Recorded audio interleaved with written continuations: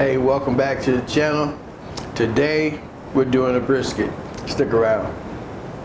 Alright, we got a brisket here. It's a whole piece. It's small, but still a whole piece. You know, this is the point. This is the flat. This is a bunch of worthless fat that we're gonna get rid of. Fat, that is.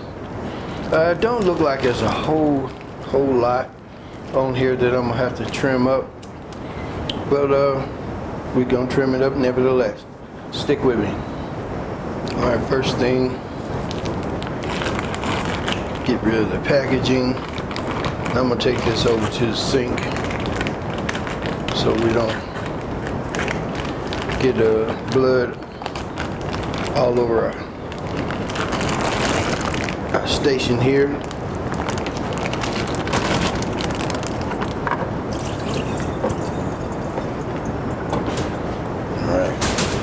Out of our way. Cheese there.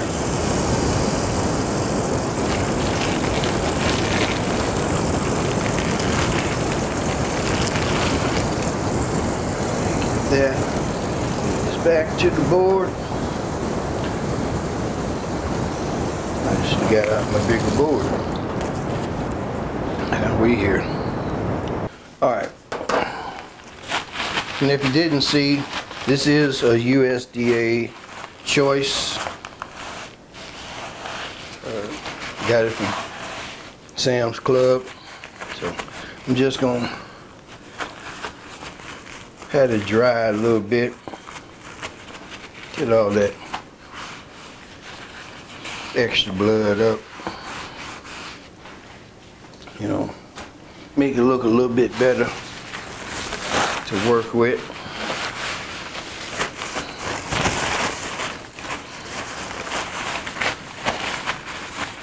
And a little bit easier to put seasoning on.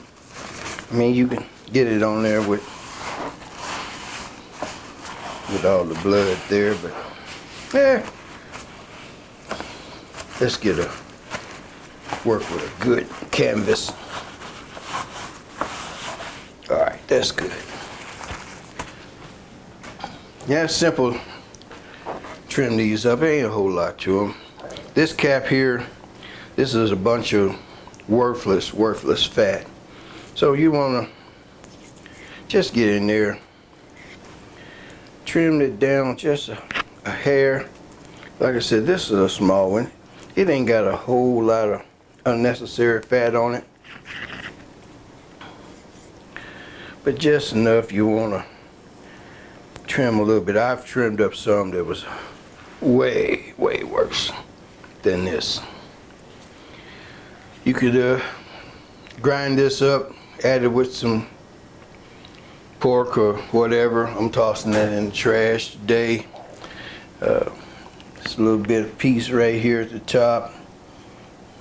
It's not going to render down, so we'll trim that back. Take that off. It's not going to do anything any good for us. Give her a flip. This is actually a pretty good one. This little chunk there could go. I'll cut it back. See, reveal a little bit of meat there. So you can feel it. You can tell what's a big chunk of fat that's not gonna go anywhere. It's just gonna sit there and be, when you get done, still there. Just gonna be a clump of nastiness. You could also render that fat down for cooking. It's what they used to do back in the day. I mean, mostly with pork fat, but beef fat is becoming popular to use for cooking. That old beef tallow. I ain't trying to kill myself, I ain't gonna lie to you. Some of it's good, but might be good for tasting, but it's killing you on the inside. But I guess a little bit every once in a while ain't too bad. See, I'm gonna trim. Yeah, it looks good.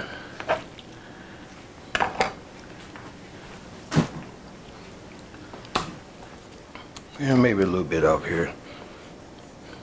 Feels a little loose. There ain't a whole lot there.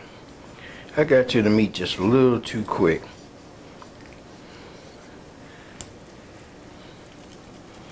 Looks good. Let's run it. And I'm gonna do this simple. Just a little salt, pepper, and garlic for my seasoning. Let me get that mixed up and I'll bring you back. Alright, what I have here is salt, pepper, garlic. Got some paprika here and some accent. Just my own little personal blend for my rub. Usually I got a little brown sugar and some dry mustard involved there, but we're not going to do that today. Alright, first I'm going to apply a little Worcestershire on here. Help as my binder. Not a whole lot. I love the flavor. You could also go with some soy. I like that as well. But we're going to give this a nice coating. You can be liberal with this. It's a lot of meat. It can definitely handle it. And the biggest amount of seasoning I got in here is salt and the accent.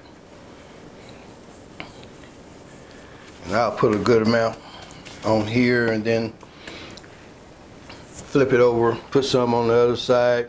I'm gonna let it set for a little while. When I take it to the grill, I'll probably add some more seasoning to it. Mainly because I know this ain't enough. So stick around, I'll bring it back. And just to answer any possible questions out there, no, I don't use wood when I'm smoking. I just use charcoal. You know, just go with, you know, what smoke gets off of there. Tastes good to me. You know, so I've always just rolled with it. Every once in a while I do use some pecan, very rarely hickory, but it has happened in the past. So I got my pan here. I'm gonna set this in. Get my cutting board off of here and work on my butcher block here and get running blood off of that. Let this set out a little while, get some little room temperature while my grill is lighting up. I have gone out there and giving it a light, so I'll bring it back when I get ready to put this on.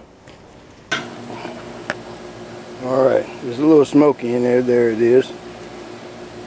So we got it on the grill. We're going to let this go for about 3 hours here with the smoke, and then let me close this up, and then we'll wrap it and cook it some more. Alright, we got a brisket in from the grill. We ran this about 10 hours at 300.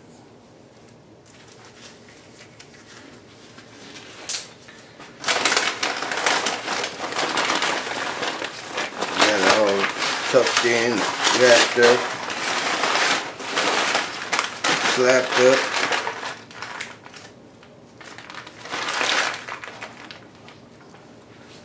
Looks good. Nice bark on there. Yeah, I'm liking it. Let me get this out of this pan and I'll bring you back. Alrighty. Smells delicious. I'm gonna just Cut him right about there. Ooh wee. Cuts like butter. Look at that juice. Look at that. Oh my. This is fantastic.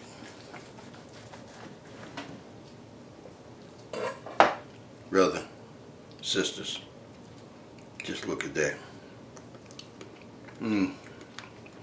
Tender. Delicious.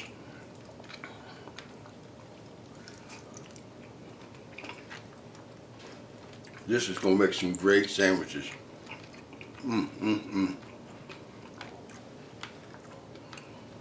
Now, I am not a grill master. I'm just a fellow that got some grills in his backyard, excuse me, for the chewing and the pauses. This is just too good. But if I can do it, you can do it. Just get out there and give it a try. Make sure you trim it up real good, season it up real good. It's a big piece of meat. You can take it. Salt and pepper, garlic, or a good blend like I put in. All of it's delicious. All of it's going to be great. If you like this one, give me a thumbs up. Tell a friend about me. Subscribe if you haven't. Hit that notification bell so you can get all the videos as I drop them. Thanks for watching, and we'll see you on the next one. This is absolutely delicious.